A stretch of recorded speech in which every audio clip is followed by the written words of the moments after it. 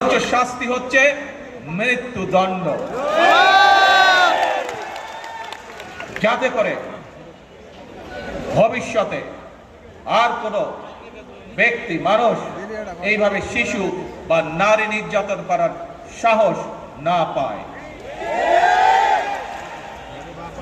উপস্থিত সম্মানিত সকল উপস্থিতিবৃন্দ, একটি নিরাপদ মানবিক রাষ্ট্র এবং সমাজ প্রতিষ্ঠা করতে হলে আমাদেরকে আইনের শাসন প্রতিষ্ঠা করতেই হবে।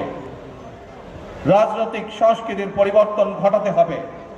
একই সঙ্গে আমাদের জাতীয় জীবনে পুনরায় বাংলাদেশের আবহমানকালের ধর্মীয়, সামাজিক, সাংস্কৃতিক মূল্যবোধের পুনর্জীবন ঘটাতে হবে।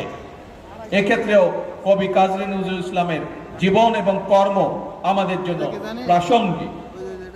সম্মানিত সুধীবৃন্দ, কবি নজরুলের জীবন এবং কর্ম বিশ্ব সাহিত্য দরবারে আরো বেশি ছড়িয়ে দেওয়া প্রয়োজন।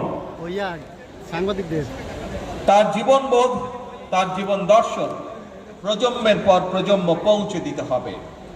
এরই অংশ হিসাবে আমাদের জাতীয় কবির স্মৃতি বিজড়িত ত্রিশালকে নজরুল স্মৃতি হিসাবে ঘোষণা করা যায় কিনা এর ব্যাপারে সম্ভাব্যতা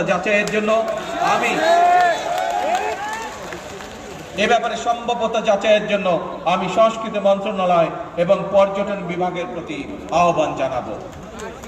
উপস্থিত সুধীবৃন্দ, উপস্থিত ভাই বোনেরা, বাংলাদেশ ও কাজী নজরুল ইসলাম এক অবিভাজ্য সত্তা।